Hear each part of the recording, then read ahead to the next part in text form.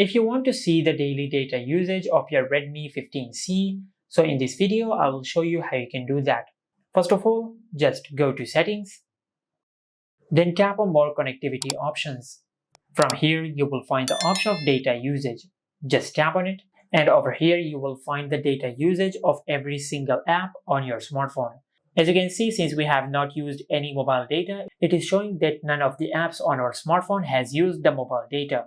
But if we tap on this icon over here, now instead of mobile data, just select Wi-Fi usage. And as you can see, it is currently showing us the Wi-Fi data usage of our smartphone. Now, if you want to see the daily data usage, just tap on Wi-Fi usage, and from here, just make sure you select today. Now, if you select today, you will be able to see the data usage of the apps of that specific day, but you can also select last month or this month.